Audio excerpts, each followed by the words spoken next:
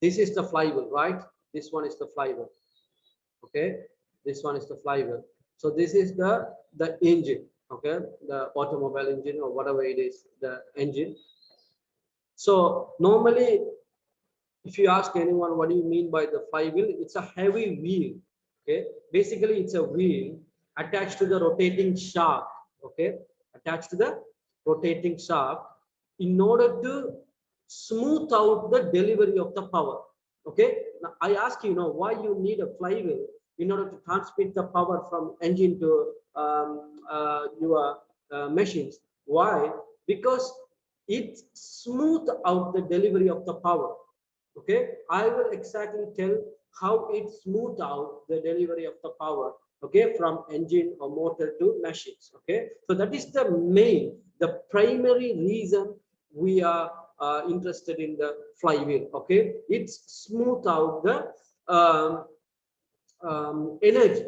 Okay, so how it's going to smooth out, that's what we are going to look at in this practical. Okay, it's just a mechanical device. Okay, it's not a mechanical device specifically designed for the the kinetic energy. Normally the vehicle have a battery, right? It stores some chemical energy. So the battery is stored the chemical energy. Likewise, the flywheel is storing kinetic energy. What? The flywheel is storing kinetic energy while running. Okay. So how it's store the energy, we will look at in the coming up the slides. Okay. So it's normally required some forces to rotate. Okay, for the initial forces required to rotate, because normally the flywheel is quite heavy one, heavy wheel. So uh, uh, so have you ever seen the pottery wheel? This is the one of the example. The bottom part, this is the flywheel. Okay, this wheel is act like a flywheel. Normally they when you press the pedal, they just pushing forth and back the pedal. So that time the clay will rotate, no, but the clay is rotate at a constant angular velocity. Even you press the pedal up and down, forth and back. Okay, so how the clay is rotated at the constant velocity or constant angular velocity? Because of this, wheel is act like a flywheel. What happen is it store the kinetic energy and it smooth out that kinetic energy throughout the motions. Okay, so that's why they are used this wheel. Okay, whenever if you go to any pottery places, you can notice that this kind of the big wheel under there in order to smooth out the kinetic energy. Okay, it will it can resist the changes in the rotational speeds, so it can steadily keep the kinetic energy throughout the process. Okay, so this is the one of the main function of the flywheel. Okay, that's why in the pottery industry also they use this wheel. And also I will show you even the sewing machine. The sewing machine also, there's a two wheels, the upper one, and also below also there's a big wheel have, for the traditional sewing machine.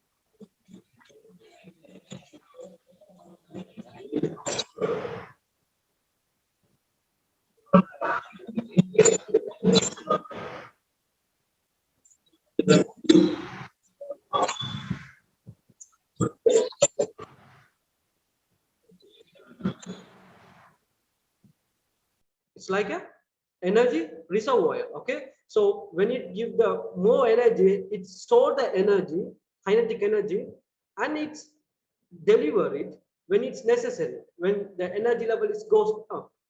Okay, so that is the one of the main function of this flywheel. That's why there are many machines we use this flywheel. Okay, so whenever you see the big wheel in the mechanism or any machines, you can notice that those are normally act like a flywheel. Okay, so this is the main function of the flywheel. How, why it store the kinetic energy?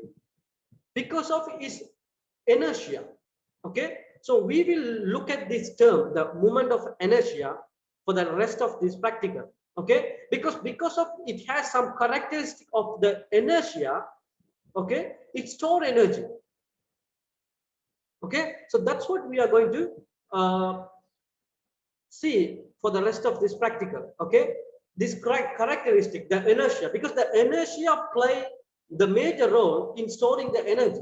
That's why when you design the flywheel, we can particularly design for the particular inertia, particular amount of inertia.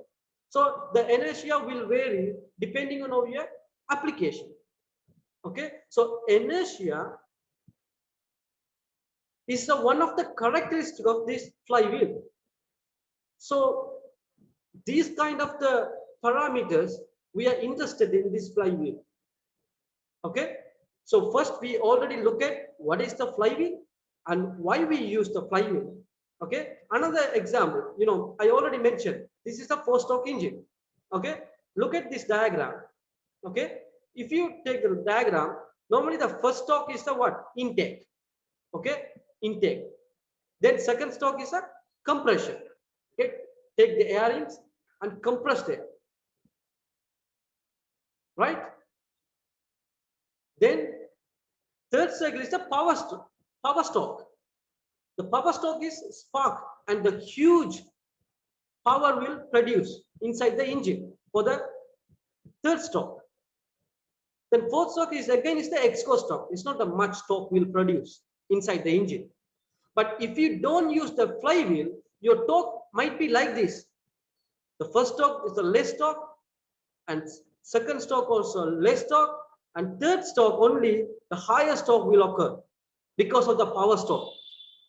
Then fourth stroke again is a low torque. But if you fix the flywheel on the shaft, the flywheel act like a storing device, storing reservoir, and it smooth out the energy throughout the cycle, throughout the stroke, throughout the each stroke. So if you fix the flywheel on the wheel shaft, on the shaft, then you can get the most smooth torque throughout the cycle. You see, this has happened. Okay, so you see, if you don't have a flywheel with the engine shaft, you will get like this of the graph of the torque. It's not necessary. It will damage all the parts, and you will feel like a bumping here and there. Okay, you don't feel comfortable. But once you fix the flywheel on the engine shaft, it will smooth out the torque throughout the cycle. So if you got a vehicle that have some bumping problem, some kind of the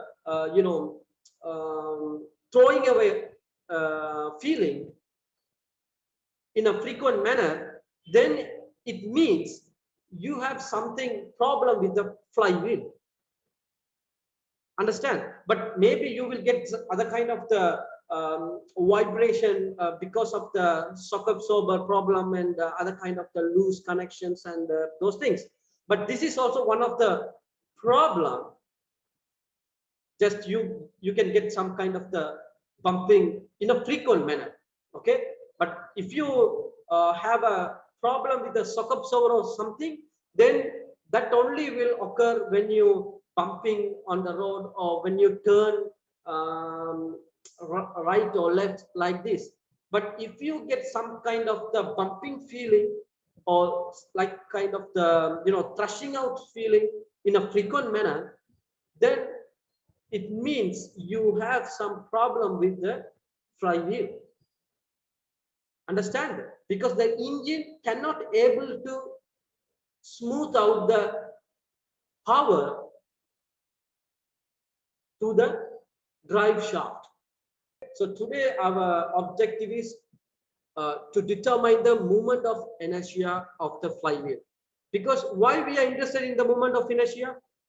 Because this is the character that used to store the energy. Understand? Because I say the the flywheel is act like a energy reservoir. No, how it act like an energy reservoir? Because of its moment of inertia. Okay, so that's why we are interested in this parameter of the flywheel. Okay, we have to find out. Okay, we will find out practically and also theoretically how we are going to determine the moment of inertia. The reason why we are interested in this parameter, because this parameter is determine the capacity, its capability of acting like a energy reservoir. That's why we are interested in this term, moment of inertia. And also we will go through another parameters also. That's mean the friction and windage. What are the forces and the what are the windage force and the friction force, as well as how much time takes to come to rest. No, because normally the flywheel will rotate in a longer time. Okay, it takes a longer time to come to rest. That's why that is also one of the reasons, the flywheel act like a energy reservoir. Okay, so these are the parameters we will determine from this practical. Normally the flywheel is the rigid body. It's a rigid body, is rotating. Normally if you are talking about the flywheel, flywheel is the rigid body. It's like a disc, right? It's like a heavy disc. It's a disc, and it's rotate about the axis, right? It's rotate about the axis. Okay, so we will derive some equations. Okay, we will derive some equation um, according to its geometry and also its motion. Okay, so first we are going to derive some equation of the motion for the rigid body rotating about the fixed axis. Okay, so in order to derive that equation,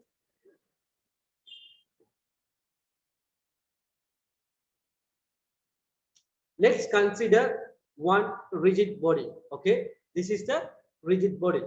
Okay, it's not a circular, it's not a cylinder, it's just a randomly it's like one rigid body, and it rotate about this axis. Okay, about this axis. Okay, so if the rigid body rotate about this axis, okay, rotate about this axis, let's consider the small mass. Okay, let's consider small mass. Okay, this is a very large rigid body. Okay, but we are going to consider this small mass. Okay, small mass of the particle of the body, and at the distance r. Okay, this is the distance r.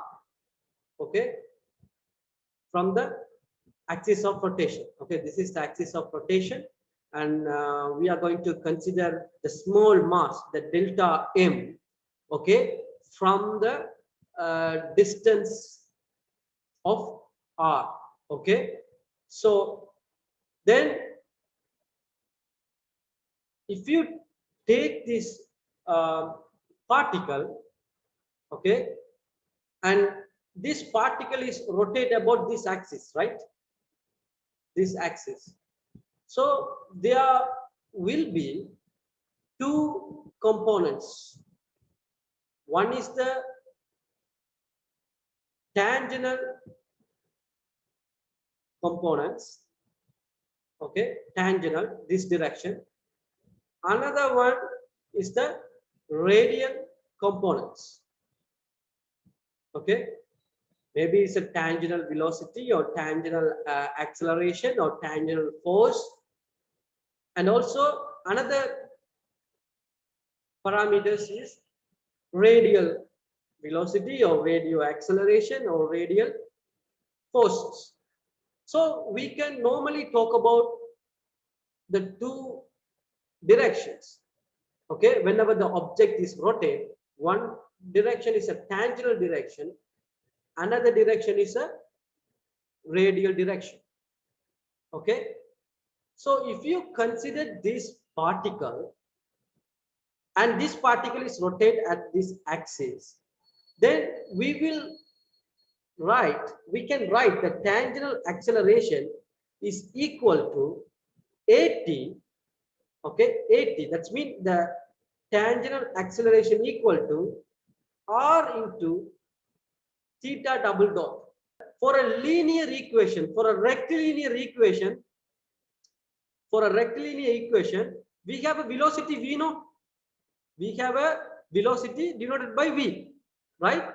For a rotational motion, we have a term angular velocity that denoted by omega. Clear? And for a linear equation, we have a parameter acceleration denoted by a, right? Likewise, for a rotational motion, we have a parameter called angular acceleration that denoted by alpha. Angular acceleration normally we call alpha. We denote it by alpha. And angular velocity we denote it by omega. Likewise, for a rectilinear equation, we have a normally we have a force acting on the linear force F. But for a rotational motion, we will talk about the torque. You can relate these parameters one to another for a rectilinear equation and rotational equation. For a linear equations, we talk about the velocity and acceleration and force. And also for a rotational motion, we will talk about the omega. That's mean angular velocity and angular acceleration and torque. And there is a relationship between these two, that is just directly multiply by r, radius. Okay, this is the relationship between the angular velocity and linear velocity. Linear velocity is given by r into omega. So this is the relationship you must keep in mind, okay, for a rotational motion and for a rectilinear motion. Okay, if you are talking about a rectilinear motion, there's a velocity, acceleration and force. And if you are talking about the rotational motion, omega, alpha and torque T. Okay, so this is the relationship you must keep in mind, because this equation you must know in order to derive the other equations. Okay, so the tangential component, the tangential acceleration is given by r into theta double dot. Theta double dot mean angular acceleration, right? Alpha. Okay, r into alpha. Then from the Newton's second law, F equal ma. Okay, if the F equal ma mean, you know, then the tangential component of the inertia force is obtained from 1 and 2, right? F into ma. The m is small m, right? Delta m. R into alpha is a into delta m.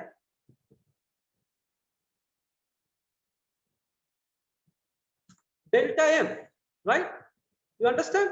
So you see that if you apply the F equal ma, this Newton's second law equation, the m is a delta m, because we consider a small amount, delta m into a. A equal, I already explained, right? A equal what? R into theta double dot. So R into theta double dot, but it's a minus sign. Okay, so this is the tangential components. Okay, then total inertia force of the body is obtained by the summing the moments of each particle of dust. Now we only consider the small particle, but this is the one rigid body, right? If you take the flywheel, it's a one circular, one big circular, right? But this is the random body. So that's why we have to add all these small particles. So if you add the all small particle, then we use the summation.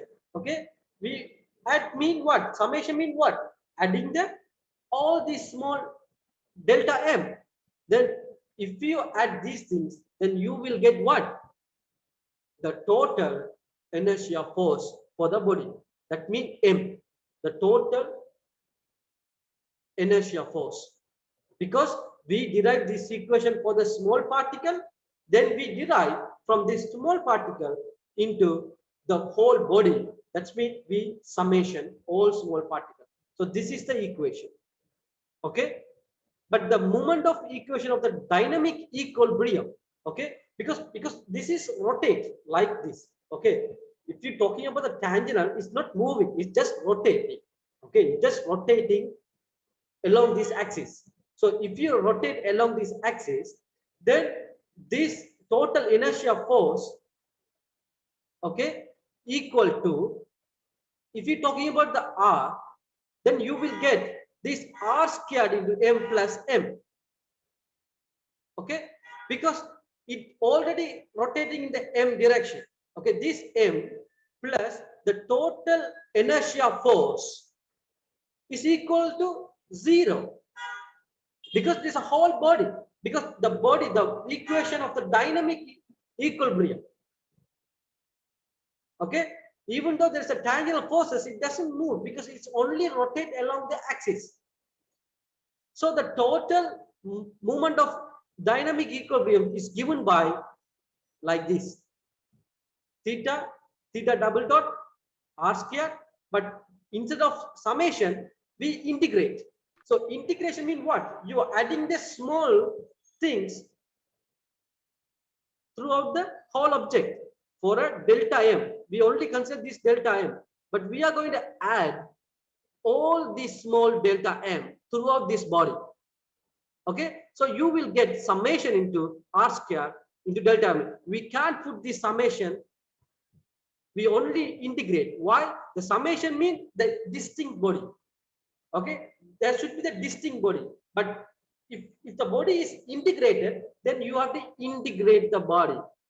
Understand? You cannot summation. Summation means there is a distinct body here and there. Let's say you have here one body, and here other body, and here other body, and here other body. Then you can summation. Then you can use this equation. But this is the one rigid body, right? This is integrated. All particles is integrated.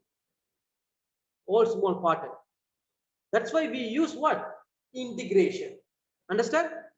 So you have to use the integration into r squared dm plus m equal what? 0. Okay? Because of the dynamic equilibrium.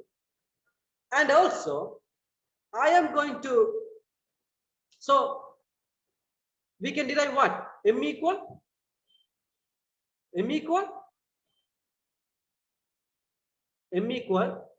minus theta double dot integration r square. When you come this side is plus, right? No more minus, into dm.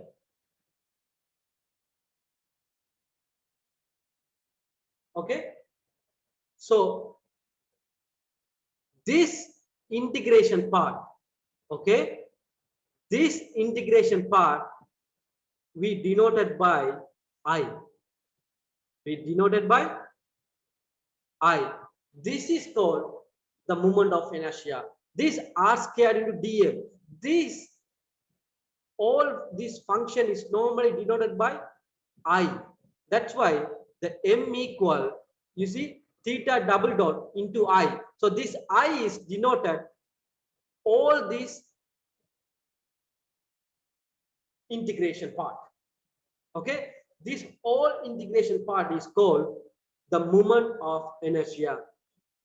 You see, the I is the moment of inertia, and M is the resultant moment of all the external forces with respect to the axis. This is them. Okay, now the body is rotated about this axis, no? So there should be the some movement, no? The resultant movement. That's why it's rotate. So that resultant movement is denoted by M, and the I is called the moment of inertia.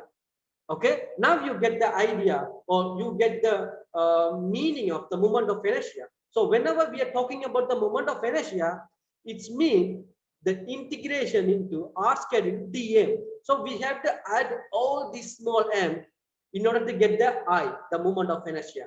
Okay, but even now we are only talking about the first moment of inertia. Okay, this is the I we are talking about. So normally the moment of inertia is what? Mass into length square, right? Mass into length square. Okay. So if you given any object, okay, you just, okay, let's take one object. Okay, somebody gives you one object like this. Okay, somebody gives you, okay, this is the object they give. Then they ask you about this axis, what is the I? What is the moment of inertia? Then what are you going to do? You have to integrate one by one, smaller one, into what is the, maybe this one is the R1, and this particle is at R2. So likewise, you have to integrate R square into dm in order to get this I. Now we are going to talk about the mass into length square. Okay, but where I is the radius of the gyration of the body. That's mean the I is the distance. Okay, I is the distance. Okay, each particle at the different distance at about this axis. No, about this axis, each particle at the different distance. So you have to integrate like this. Okay, then to calculate the moment of inertia for the material body, assume is a assume that is the very thin lamina. That's mean we are talking about this one, right? One rigid body. But if it is flat, if it is very thin, okay. So instead of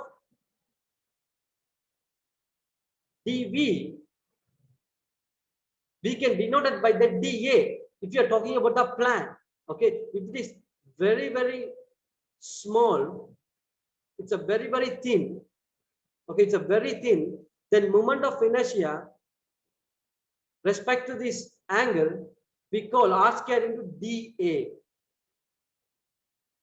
Okay, because we are not going to volumetric things. It's a planar thing. Understand? Because it's a very thin. Okay, so if you're talking this plan, if you're talking on the plan, this is r distance. This is the axis. Okay, this is the perpendicular axis. Let's say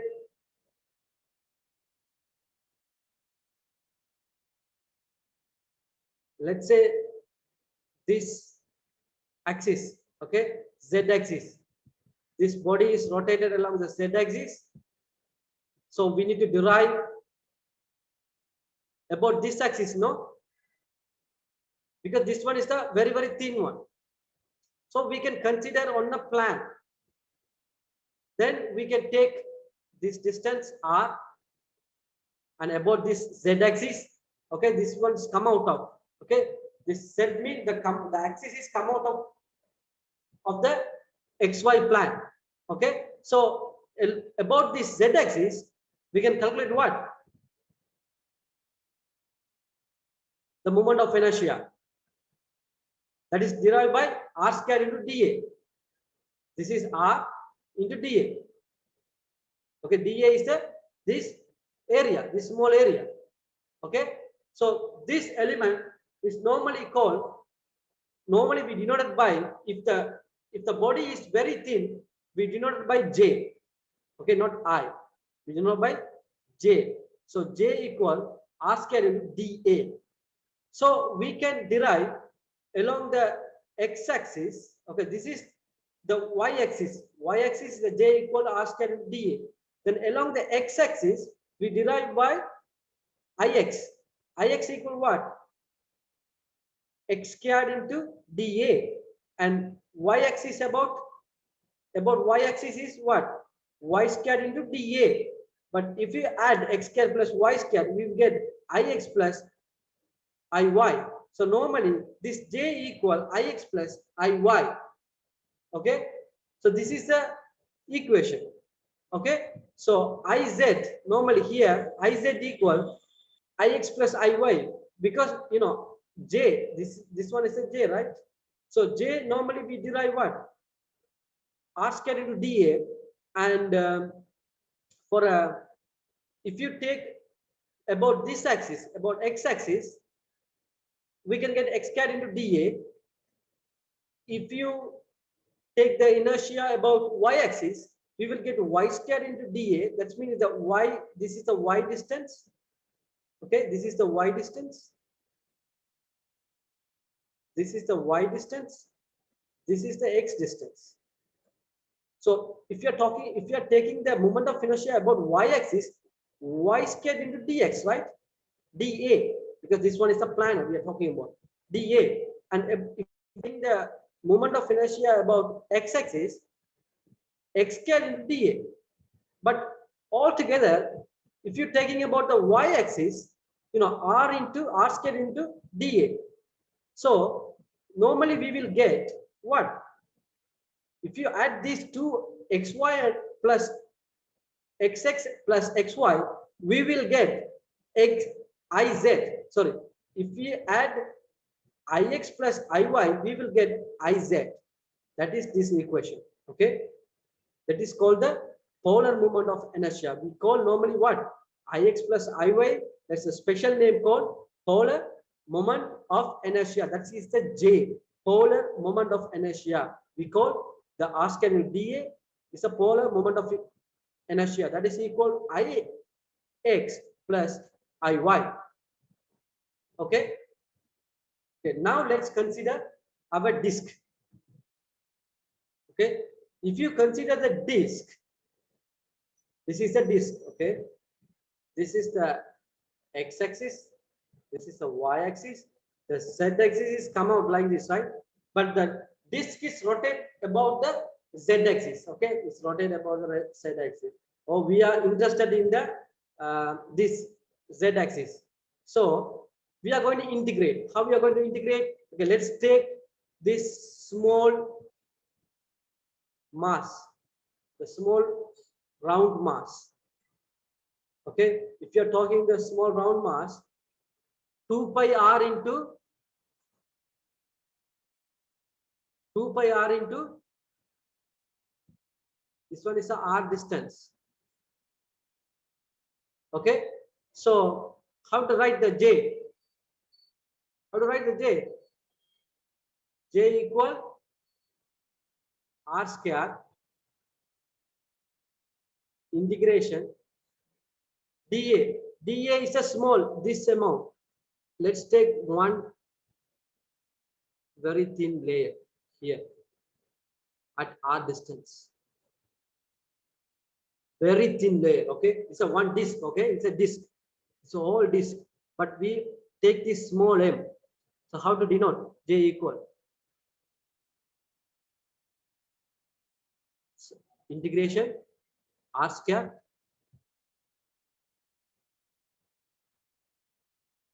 into dA. dA equal how much? 2 pi r circumference, right? Circumference 2 pi r into the small thin layers. That's mean dr. Right? This is the J for this small this disk.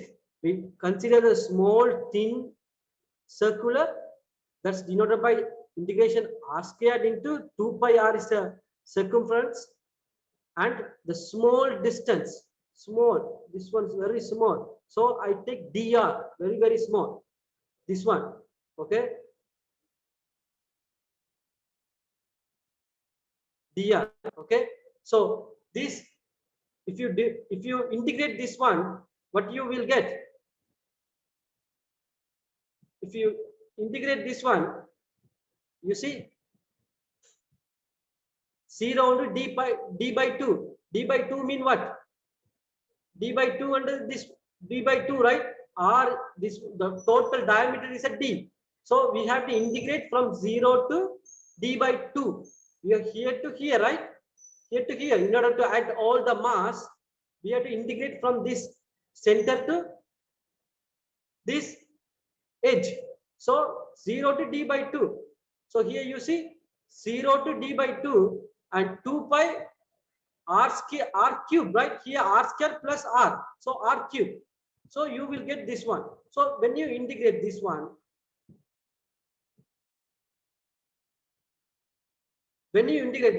you will get the polar moment of inertia for the disk pi d4 over 64. If you derive r cube into dr, you will get r4 over 4. From this to this you derive, okay? Pi d4 d power of the 4 into over 64. So this is the polar moment of inertia for the disk, and also this is for the solid disk. This is for a solid disk you derive. For a ring, you will get m. If you're talking about the homogeneous thickness, the what assume our sheet have a homogeneous thickness. That means the disc, the flywheel have some thickness, no? So if you taking the thickness T, okay, the homogeneous thickness, okay, the thickness is doesn't vary. If you're talking about the homogeneous thickness, then we will get per unit volume of mv. This is the mv is a unit volume into T, give the what? The mass, okay, into T. This is a unit volume into T. This is the one mass into y square into dA. And likewise, the thickness T into x square into dA. For a Iy and Ix and Iz give mv into T r square into dA. Then you will get Ix equal Iy equal mvt pi d4 into 64. So the Iz equal m a squared by 2. A is the d by 2. That means the radius of the disk.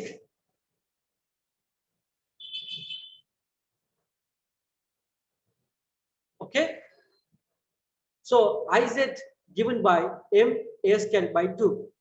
Up to now, we looked at the theory aspect of the moment of inertia, how we theoretically obtain the moment of inertia. Okay. Now what we are going to do is, we are going to experimentally going to obtain the moment of inertia. Okay. Okay. This is the our flywheel. Okay. This is our disk. This is not a flywheel, but the flywheel also is kind of the disk. No, it's kind of the disk. But we are going to find out this moment of inertia of this disk. Okay. We are going to find out this moment of inertia of this disk. Okay. Now I am going to explain our flywheel apparatus components. Okay, this is our apparatus. So we are going to use this apparatus for this practical. So first of all, I would like to introduce all the components of this apparatus. Okay, you see this, the heart, the wheel here. This one is called the flywheel. Okay, this one is the flywheel. Okay, this one is the flywheel. This one is the frame. Okay, you see, this one is the frame. This is a logo bench, and this is the axle. Okay, axle of the flywheel. Okay, this one is the axle. Okay, then this one is the bearing mounting. Okay, this one is the bearing mounting. Okay, then at the other side of the shaft, you can observe there is a load cord and hanger. Okay, load cord and hanger, and also you see this one is called disc. Okay, this one is called disc. This one is called ring. Okay, so this one is a ring. It's very heavy. Okay, so these are the our components of this practical. Okay, now we will move on to the procedure section. Okay, now we will move on to the procedure section. What is the first procedure? Measure the flywheel and rings, and then you use the formula to evaluate I, moment of inertia. Okay, that we have to do first of all. Okay, the formula already given on the lab sheet.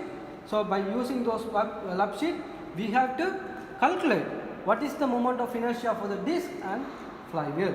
Then what we have to do, wrap a cord around the shaft and add the load hanger and weights as required to determine the force which will just make the system move from rest. Okay, so second procedure, second step is what? You see, now it's not moving. Okay, they ask you to wrap the cord. Okay, I already wrapped the cord and attach the hanger. That is also I attached already. Okay, so what we are going to do is we are going to add weights gradually. Okay, we are going to add weights gradually to see how much weights required to just about to move this flywheel. So that load, okay, that required amount of load is equal to the friction force on the flywheel, the friction that we need to overcome to get the flywheel to run. Okay, so now we are going to gradually increase the load. Okay, let's start with 0.5 Newton. Okay, I am starting with 0.5 Newton. It's not moving, still not moving. Okay, whenever you place the weights, you have to place gently. Okay, if you place suddenly or if you place with the impact, due to that impact it get started to rotate. Okay, so careful, whenever you place the weights, you have to place them gently. Okay, okay, so 0.5 it doesn't move. I am going to increase the weight. I am going to apply another 0.5 Newton. Okay, we'll see. Yes, still the system is not moving. So still the friction force is more than what we applied on the effort side. Okay, so I am going to apply another 0.5 Newton.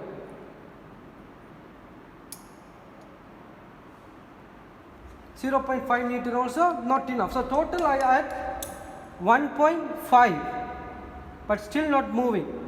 But if we add the hanger weight, total is 2.5 Newton, but still the flywheel is not moving. So I am going to place now 2 Newton. Okay, so total is a 3 Newton. Okay, because I want to find out what is the minimum effort I need to give to overcome the friction of the flywheel. Okay, okay, I am going to apply 2 Newton.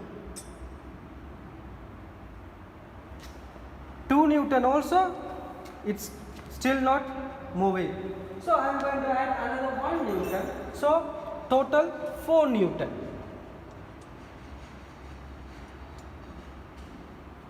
No, 4 Newton also not enough to overcome a friction.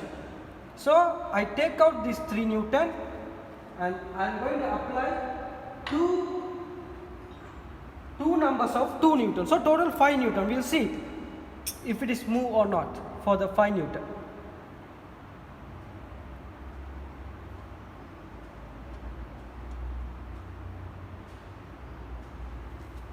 Wow, still not moving. So I am going to increase for a 6 Newton. So this is how you have to gradually increase your weights and get to the sweet spot. No, what is a sweet spot? Sweet spot means just the effort we need to overcome the friction force.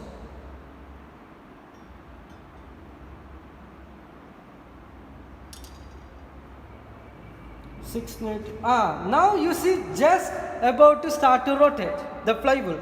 So how much Newton is need to overcome the friction? Total 5 plus 1 6 Newton. You see now the flywheel is start to rotate. So 6 Newton is needed to overcome the friction. Okay. So now we know how much the friction how much the effort we need to give in order to get the system to overcome the friction forces. Okay, let's move on to the second step. Okay, now we are moving to the second step of the procedure. What they say in the second steps, place a weight on the hanger and note the height of the fall. Okay, so I am going to place the weight now. Okay, I know the minimum friction weight is a 6 Newton, so I am going to add the 7 Newton now. Okay, then I need to measure this height. So I need to hold this flywheel. Why? Because I know for 7 Newton it's going to rotate, but I just hold it. Okay, and measure the height of this one. How much? 147. Okay, 147 is the height. Then what they ask me to do, release the flywheel and note the time taken for the weight to fall. Okay, so I am going to turn on my timer. Okay, I am going to turn on my timer and I am going to take the time duration, okay, for this weight to fall. Okay, until this weight to come to this ground. Okay, after that what I have to do is continue timing and note the time taken for the flywheel to come to rest. Okay, I just continue timing. Even this weight is go down and hit the ground, I just keep continue timing until this flywheel come to rest. Okay, this is what I am going to do now. Okay, see, first I am going to start off. Okay, start. It's going down, going down, going down, going down, going down, going down. Okay, but still I continue.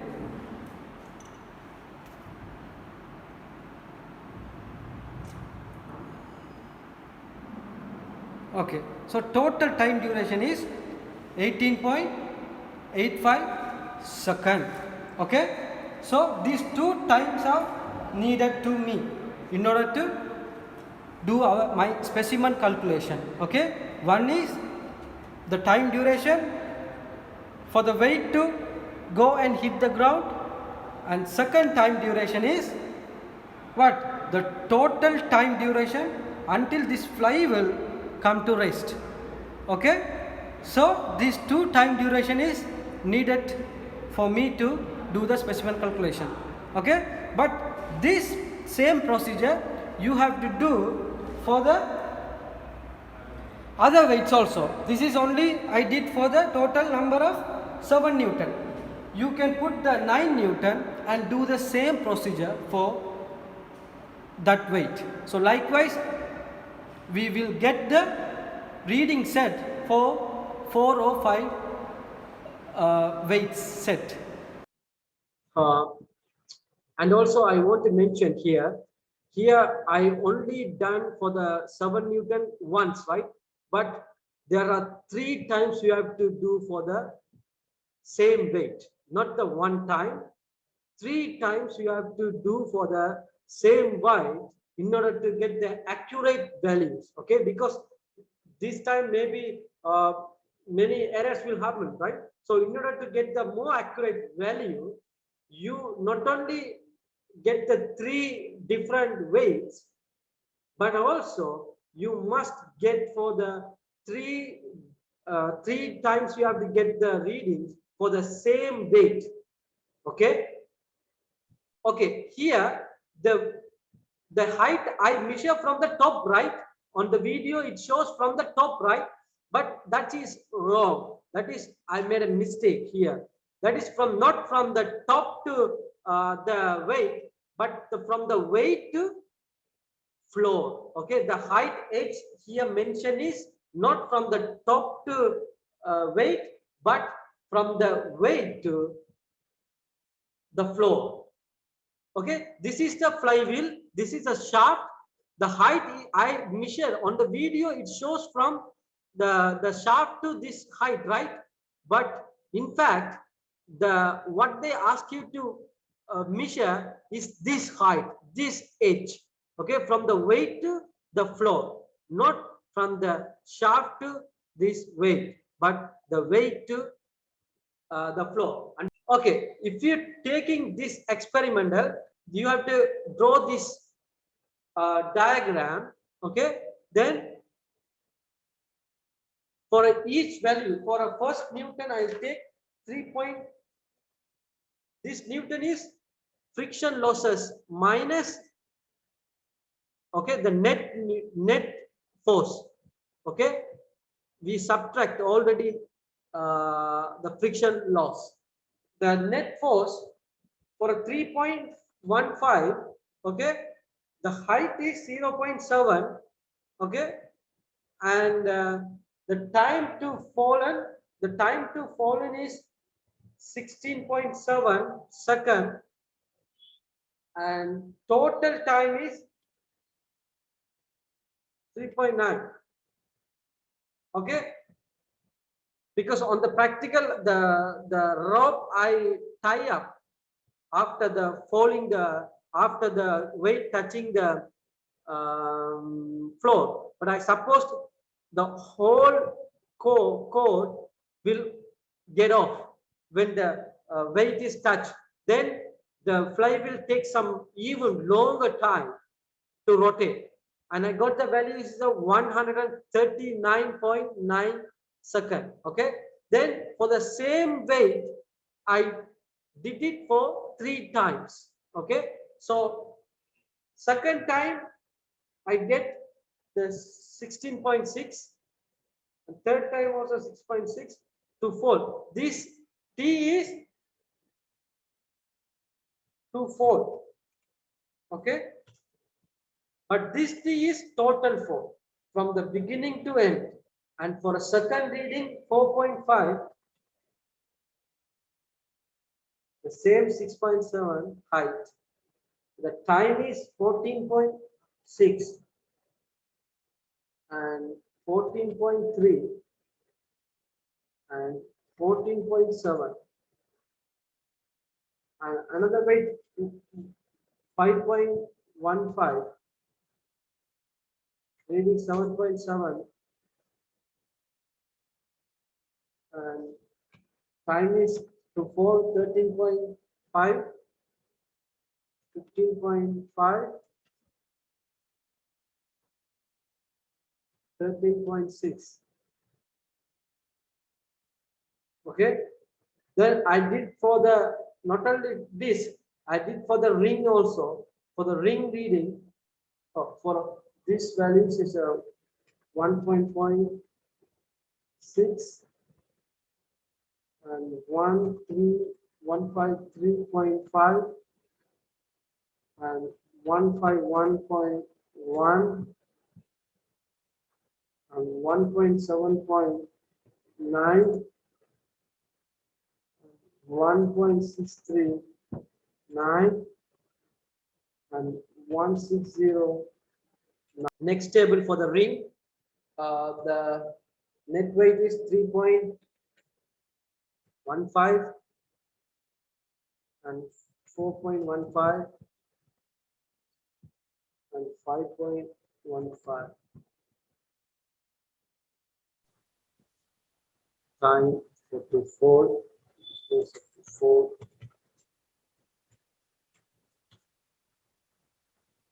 time 4 is 20.8 20.6 20.7 18.8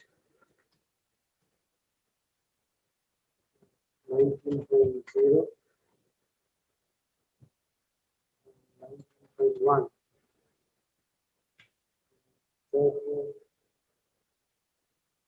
17.0 16.8 17.1 time total 180.0 179.5 179.9 197.0 195.5 195.2 214.0 216.0 230. The moment of inertia of the flywheel and the friction and windage and the time taken to come to rest. These things. Okay, this is our apparatus. Okay, so there's a code. Okay, there's a code. This is the shaft. So this the radius. Okay, this shaft radius is given 12.5 millimeter. S equal ut plus half into at square.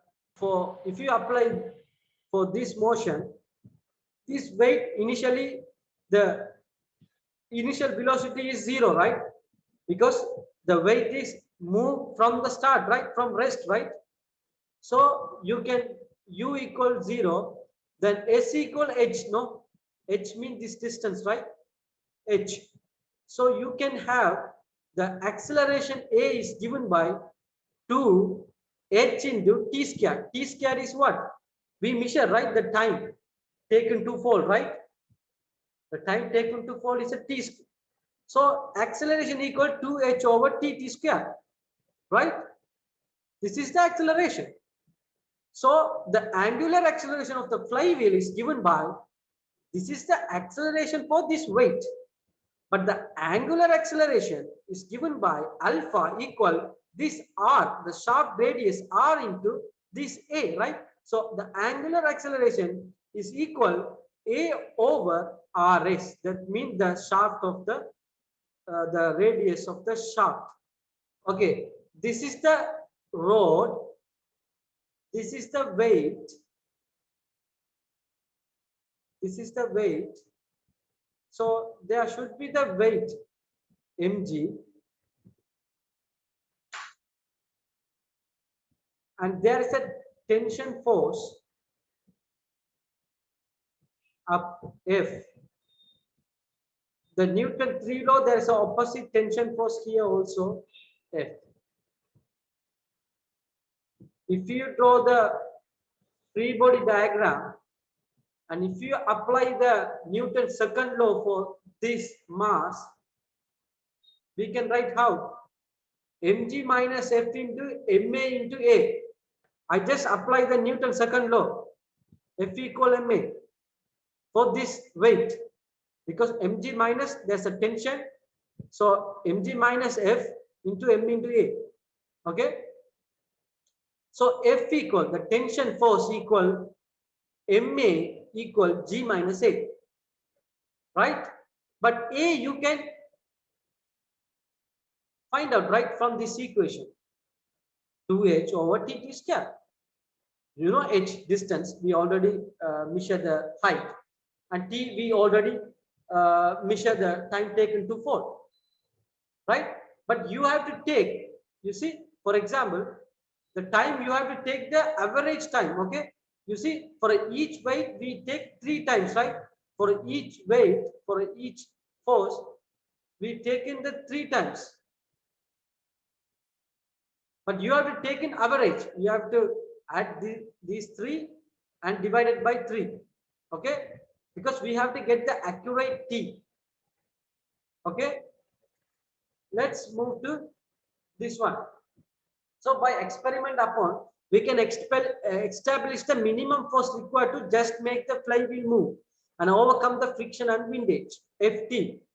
Hence, the force in the core to accelerate the flywheel is given by like this: Fa equal ma g minus a. This is what we derive here. Okay.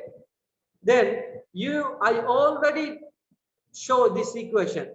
The torque equal Fa, the force, the tension force into Rs, no? The torque equal Fa into R, no? The Rs mean what? The radius of the shaft. This one is the tension force, that is Fa. So it's a T, it's a torque. Okay, the flywheel, the torque, the accelerating torque on the flywheel. But this torque is equal to the moment of inertia I into alpha also. This equation we already derived above. I already told you, I into alpha. Okay, it's same like for a differential equation. Sorry, for a linear equation, we have ma f equal ma, right? We have f equal ma.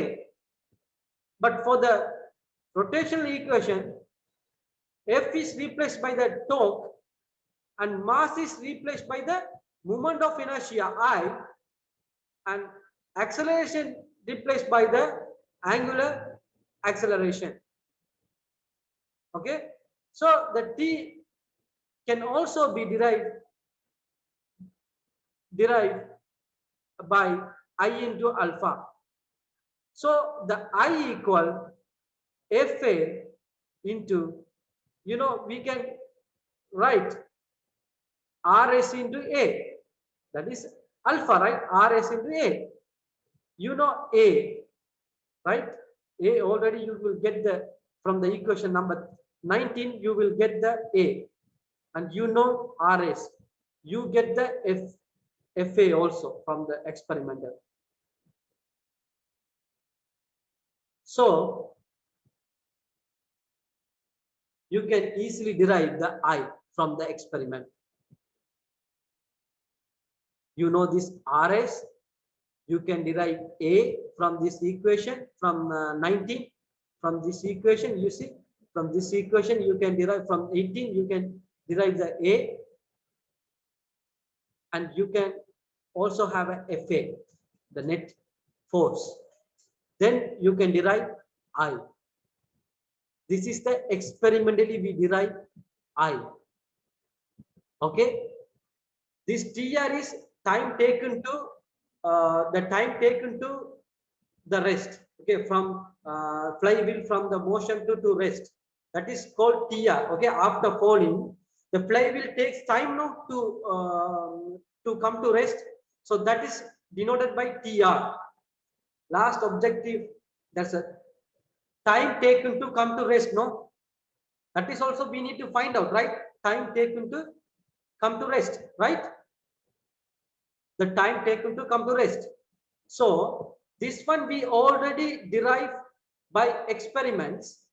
The time taken to come to rest here, TR already we derive from this subtract T total minus T type, we already experimentally we derive. But from the equation also we can derive TR. If we use the equation number 30, okay, this is the 30 equation, TR equal alpha into T into I over Ft over Rs. Ft over Rs. So if we use this equation, you know Rs, you know I you can derive from this equation 25. You know I, you know how much time is taken for the T. That's mean how much time taken to fall T, and alpha also you derive from the this column alpha, and Ft is the friction force, that is also you can derive from the we derived, right, the friction equation. The friction we already derived, right, that is Ft.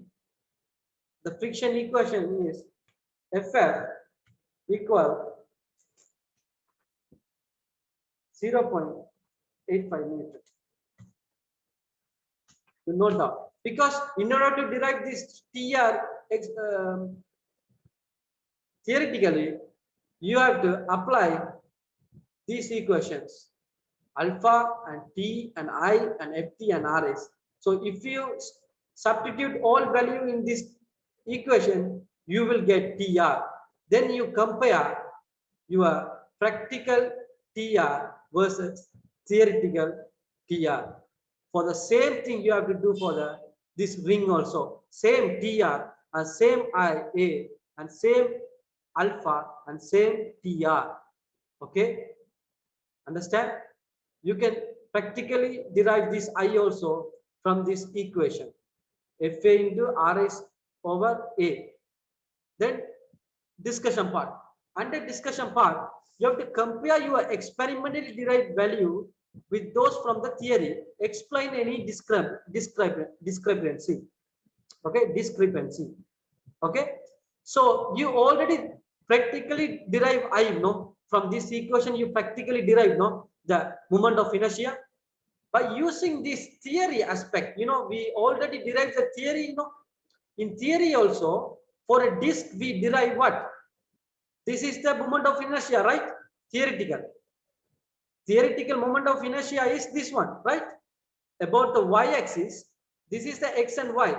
The theoretical moment of inertia about z-axis, that's mean through the center, m into a square by 2.